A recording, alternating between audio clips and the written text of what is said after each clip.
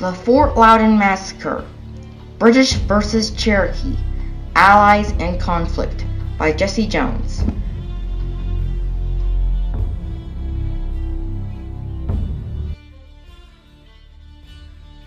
The building of Fort Loudoun in the late 1750s was a vital part of the compromise between the Cherokee and the British in the French and Indian War.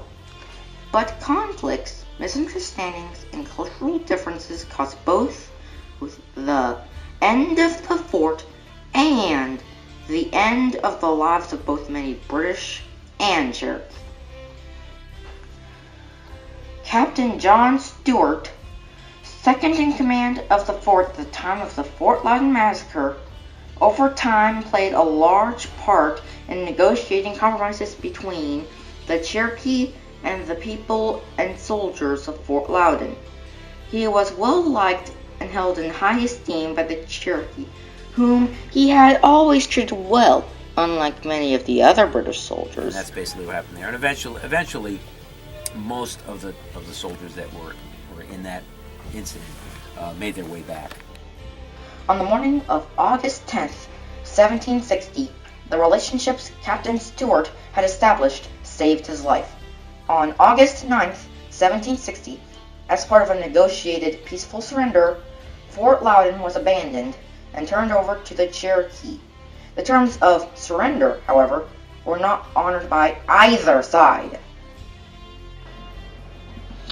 After resting overnight about 15 miles away from the fort in an area called Cane Creek, an early morning attack of the British by the Cherokee left approximately 30 of the fort's soldiers dead, and the remaining soldiers and residents were captured by the Cherokee in what became known as the Fort Loudoun Massacre, although some referred to it not as a massacre, but rather as the Battle of Cane Creek.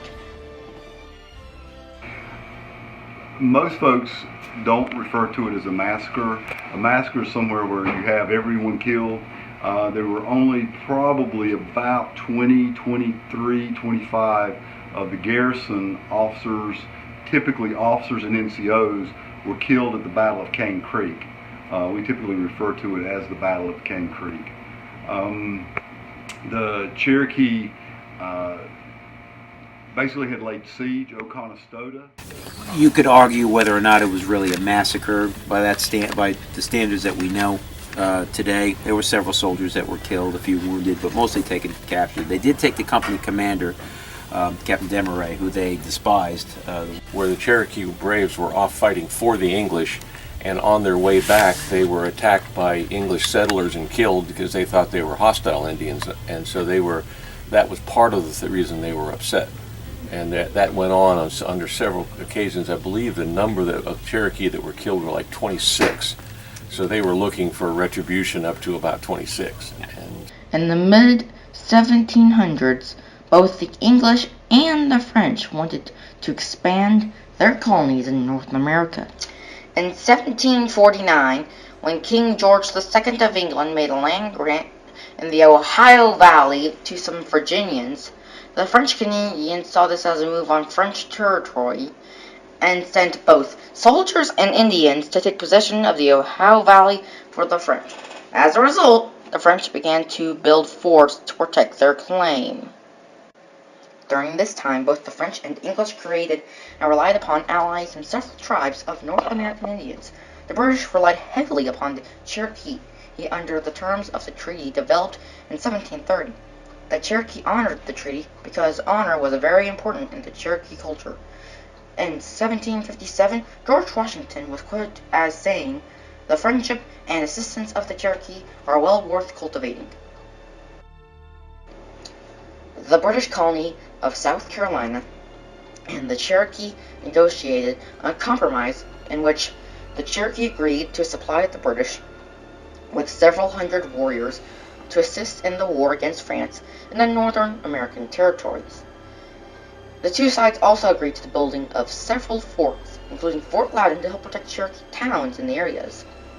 The British promised compensation of trade goods and to protect the Cherokee women and children while the warriors were in battle. To strengthen the relationship with the Cherokee, in 1756, the British began building Fort Loudoun near the Cherokee town of Chota in the South Carolina colony. The fort was named after John Campbell, the 4th Earl of Loudoun, who was the commander-in-chief of Britain's North American forces. There were nearly 200 South Carolina militia troops and regular British troops assigned to the fort starting in January of 1757. Around 50 civilians fight in the northern campaigns against the French. The Cherokee were disappointed and angry with the way the British command handled themselves in battle. The Cherokee warriors lost many of their horses, and the warriors almost starved.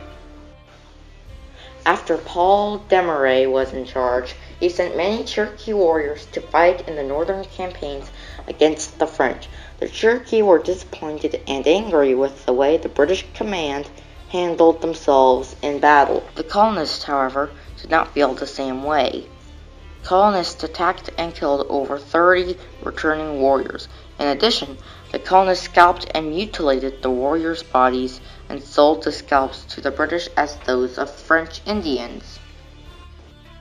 They did take the company commander, Captain Desmarais, who they despised, the way that his attitude was and the way he treated the Cherokee, and they did, to make an example of him, they did murder him, dismember him, and send his parts to different parts of the territory as a warning.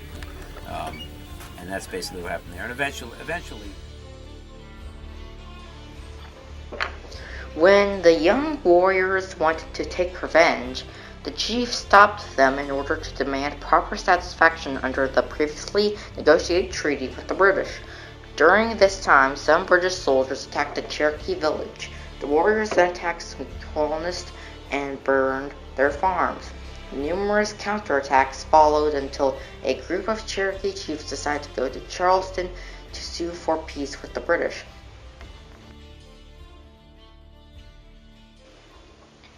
South Carolina's governor demanded the Cherokee turn over all those warriors responsible for killing any white colonists.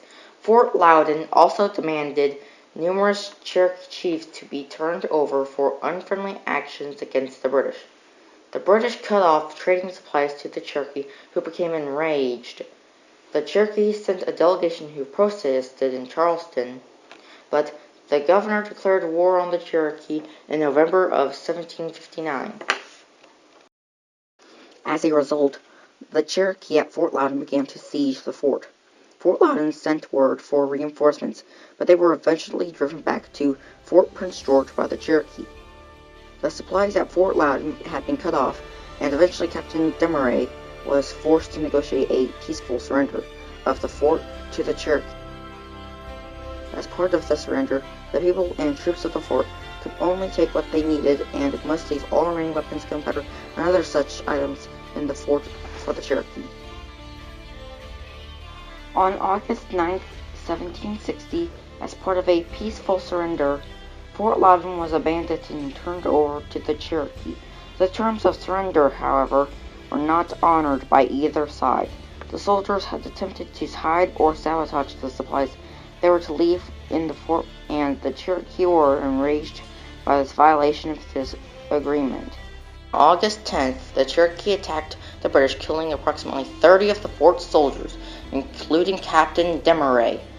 The remaining soldiers and residents were captured by the Cherokee. Although only a small portion of the British were killed, this is known as the Fort Loudoun Massacre. Tellico River, and so they encamped in a savanna there. It was a big grassy area. Everybody went to sleep. The next morning when they got up, when the garrison got up, their Cherokee escort was nowhere around. They had disappeared. And within a matter of minutes, there was a group of Cherokee coming up the river. There was a group of Cherokee working their way through the woods. And then there was also a group of Cherokee that were crawling out through that savanna in the grass. We think first contact, the first contact takes place with the advance party as they got down to the river, and they must have run into the group of Cherokee that were coming up.